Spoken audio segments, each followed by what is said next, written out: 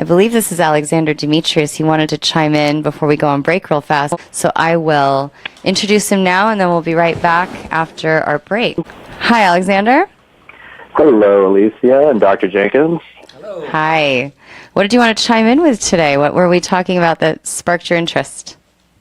What aren't you talking about? I mean, there's the whole Kundalini and the series of chakras that are in the basin. So I would love to dive into the deep end. All right, let's dive in. We're going to go on a break, and we'll be right back. Let's go swimming. Okay, guys, we've got about 3 minutes left. We're going to bring on Alexander now. Hi, Alexander. Hello, everyone. All right, so words of wisdom from Alexander wrapped up in about 2.5 minutes. Here we go. No pressure. What the Kundalini yoga is you can imagine these chakras, also known as wheels, that are in 7 centers throughout the body, starting at the base root and working their way up. The first 3 chakras are our animal connection, our instincts with the animal kingdom. Mm-hmm. And people who operate on this level are primarily concerned with health, wealth, progeny.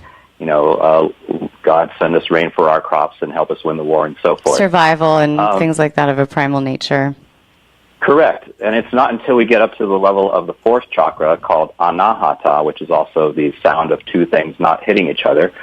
That is the level of opening up to compassion. And it is a spiritual rebirth of the spiritual man out of animal man. Higher consciousness realms precisely. Going into them, yeah.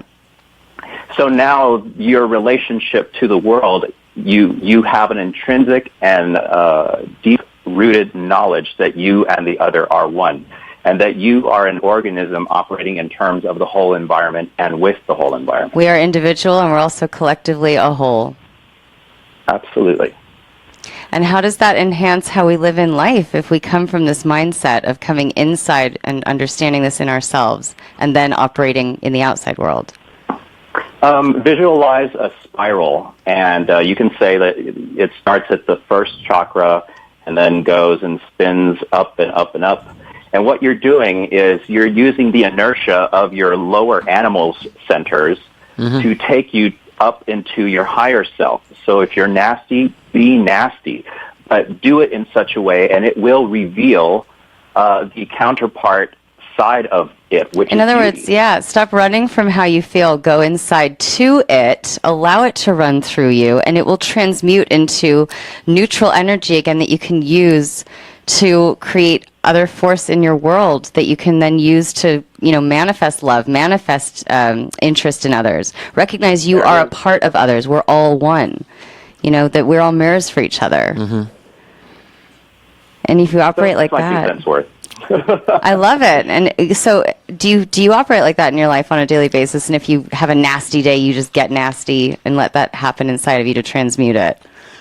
Absolutely, because I'm in dialogue with my entire environment. So everything is a beacon for the transcendent, which operates in all things and informs all things. And I see these as symbols that are constantly communicating to me. And when my eyes are drawn to something, that's consciousness alerting me to say, hey, look at me, I'm trying to tell you something. And then you internalize these symbols that are personal to yourself, and then you figure out, oh my gosh, this is what it's all about. I love it.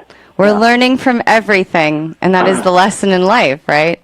Thank you so much, Alexander. We're out of time, but it was awesome to have you on. Yes, it was great. Maybe we can get started earlier next time. We'll do Joseph Campbell next time.